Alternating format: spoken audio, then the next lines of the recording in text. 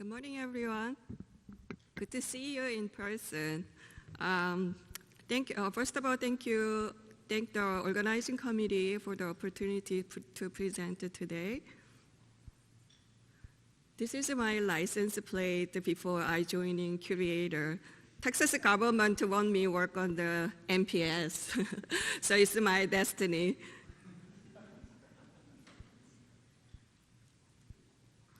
So I'd like to briefly introduce the Curator, since this is our debut presentation. Curator, our proprietary curio chip, is the invention from the Professor Nunli John at Seoul National University. It is based on capillary force guided liquid 3D liquid patterning that divides it into 3 compartments for co-culture. I'm a biologist. I'm very excited about this exciting tool that we can build a lot of models that never been possible into the system. So our company was created in Korea with the name of a Curio chip, and our CEO, Q-Bae, he's in the audience, and he has many years of pharmaceutical industry experience, and he want to expand our application to drug discovery and development. Following his vision, we changed the name to Curator. Is the meaning of create to cure. We have built many research collaborations with the FDA and NCATS and UCSD and top research hospitals in Korea and a couple of industrial companies. And we are based in headquartered in San Diego, and we are open to any exciting collaboration on new disease models. Our engineering working principle is ARCH. Adaptability. Curio chip is compatible with the standard high throughput screening devices, such as liquid handling, robotic system, and a high content imaging system. Reproducibility. Throughout our collaboration, we proved that the data from Curio chip are very robust and reproducible. And customizability, our precision architecture of a Curio chip is very flexible for a lot of different biological needs. And if necessary, adjustment can be further made. And scalability is our main focus because we like to do high throughput screening. So here I'm showing a couple of examples of a Curio chip. Curio chip and Curio spheroid, we can reformat it to HDS, SBS format. And we have booths, so please visit 103, and we will provide very nice, very cool looking USB. So please visit. We have applied to many different disease indications, and including oncology, many cancer types using spheroid and organoids, and barrier functions. Today, I like to, as you can see, we are mainly using image-based readout. So I'd like to tell you about our case study of image-based readout. We are using co-culture system, so it's very important to discern the signal, where signal is coming from. So we are labeled cells using cell-specific markers.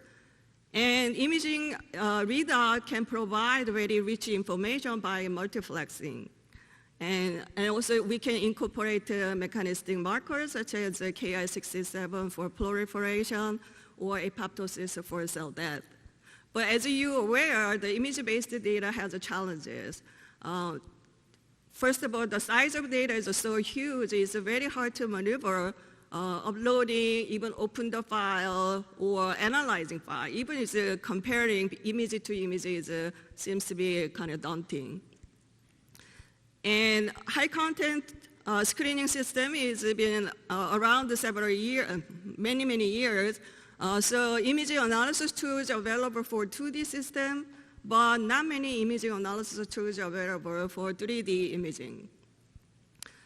And as a biology is very complex, so no single imaging analysis tool will fit all the different needs. And not only the big size of data, if we like to do high throughput screening, you are adding another dimension and numbers. And so you need a computing infrastructure as well. So as a biologist, I like to tell you how we build the infrastructure for imaging analysis using dry AMD as a case study. So AMD, dry AMD is an eye disease. Our eye has two protective barriers. One is called the inner BRB. The structure configuration of inner BRB is very similar to brain-blood barrier, blood-brain barrier, BBB. And it protects the ganglions, neuronal ganglions, neurofiber for your vision. The outer BRB is composed of retinal pigment epithelial cells and Bruch's membrane and choroidal vessel. Especially this RPE forms a very tight junction to selectively transport nutrients gas to protect photoreceptors. Throughout our lifetime, our eyes are very exposed to stress factors. Patients with diabetes, hyperglycemia is a stress factor for eyes, and hypoxia, and inflammation, oxidative stress, gene mutation, aging can cause damage to these two barriers. When barriers break down, it can cause eye disease. For example, diabetic retinopathy is caused by breakdown of inner BRB, and AMD is a disease caused by breakdown of outer BRB. So this is how the AMD patient sees. AMD can be resulting in severe central vision loss. So it loses all the context. So they cannot do everyday life, reading or driving, and eventually it leads to blind. So this is a diagram of RPE of a 3-year-old child and compared to 80-year-old person. 80-year-old person, RPE tend to accumulate this lipid structure called lipofuscin. And lipofuscin contains retinal byproduct A2E. So RPE one of the essential functions is recycling photoreceptors, and the retina is a major component of photoreceptors. So A2E actually generates reactive oxygen species. It can damage nucleus and mitochondria. Hallmark of AMD is actually this yellow deposit called drusen. Is formed between RPE and choroidal vessel. So this is a picture of disease progression of AMD patients. You can see this yellow deposits in these patients. Drusen can grow into areas, or drusen can grow in size. When drusen is big enough, actually it blocks gas exchange and nutrient transport. It causes hypoxia. And hypoxia, as you know, is inducing angiogenesis. And so that causes neovascularization of AMD and vessel leakage, and the vessel leakage can detach the retina from the eye. So the causality of AMD is multifactorial, and there's no treatment approved for dry AMD. So there we are very interested in what is the mechanism of AMD and how we can treat the dry AMD. So we decided to build the outer BRB model. So we have a poster tonight. Please visit poster presented by Young-Suk Song. And I'd like to remind you outer BRB, and it is composed by PE tight junction and Bruch's membrane and choroidal vessel. So we mimic this configuration onto our Curio chip. So this is a IPE monolayer. This is a vasculature mimicking choroidal vessel, and we put a cellular gel mimicking Brooks membrane. We confirmed the IPE barrier by looking at tight junction by Jo1 staining. So as you can see, nice tight junction formation. And also we tested the functional of this IPE barrier, looking at dextran, FITC labeled dextran diffusion. As you can see, the cellular configuration, dextran can diffuse freely to the another channel. Once the IPE barrier formed, dextran diffusion is blocked, confirming the tight junction or IPE barrier formation. And we are very curious about what kind of damaging can cause to the IPE, and also IPE is weather sensitive to damaging agent. So we tested hypoxic agent, oxidizing agent, and inflammatory cytokines. Example I'm showing here is ML228 is a HIF1 alpha agonist that can induce a hypoxic condition. And as you can see, compared to control, there's a tight junction dissolution. And when we quantify this Jo1 staining, the damaging agent to cause reduction of Jo1 staining, indication of a tight junction breakdown. And also we confirmed in the functional assay, in the permeability assay, the damaging agent also cause increase the permeability. And interestingly, the inflammatory cytokine, TNF-alpha and TGF-3, IPE are very sensitive to this condition. And you can see the huge increase of permeability.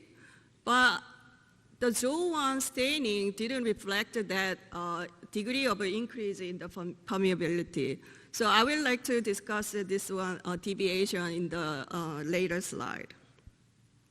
So these are kind of readouts we are thinking about using image-based readout. So we decided to use open source platform for image analysis, and it's called Omero.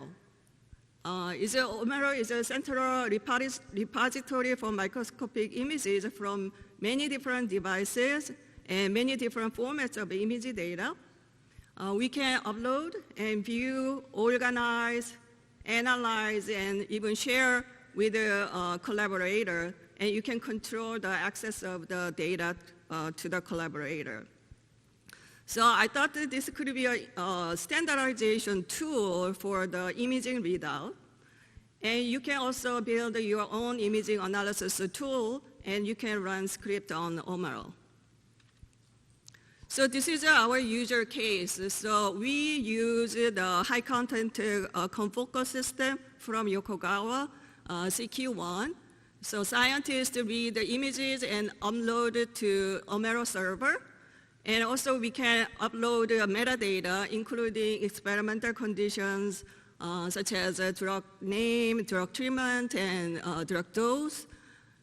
And the users can analyze the data remotely, and also another user can view the image data also at the same time. So it is a very powerful tool. I think it's the only online tool that are very flexible and give us speed. And Omero can store multidimensional data, not only XYZ 3D information, and also you can store the longitudinal sampling information at different time points. And you can also look at different channels, and you can share with the collaborators. And also this is very interactive. You can adjust the intensity and at the same time. And most powerful or popular tool is Omero Viewer. You can actually look at all the images at the same time, and you can compare, and then you can edit the images. So this is our algorithm we run at on the OMERO. We developed the algorithm to quantify ZO1 staining as a barrier function.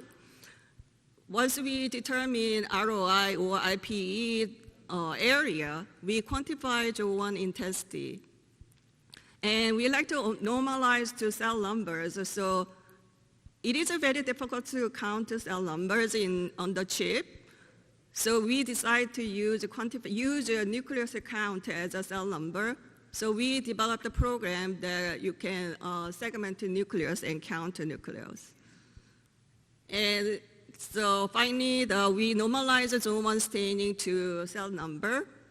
And you can run statistical analysis on different samples, such as different damaging agent. And then the graph I showed you from script we run on OMERO.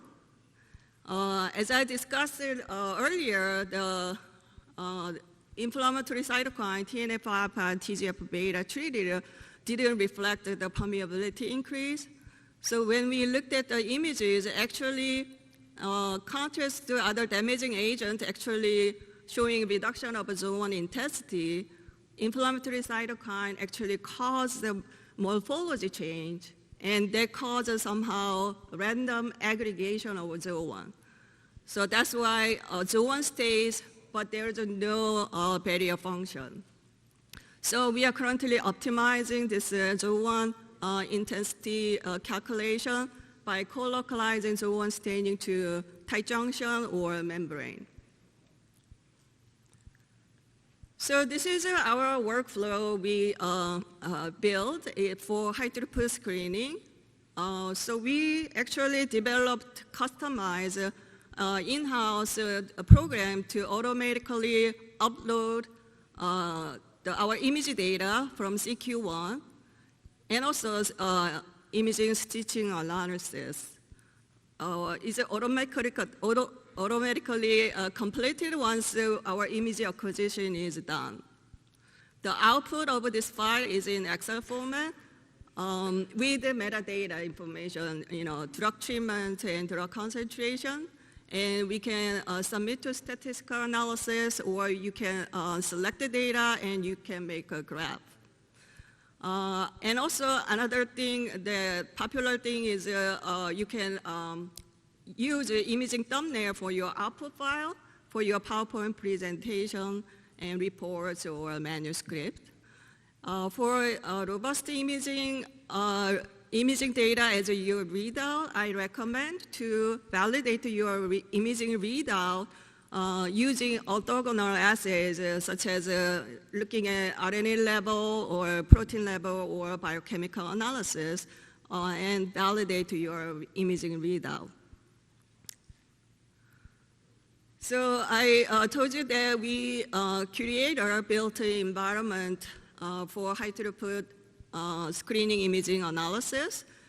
We built an OMERO server in Google Cloud, and we developed a proprietary automated image upload and imaging stitching program.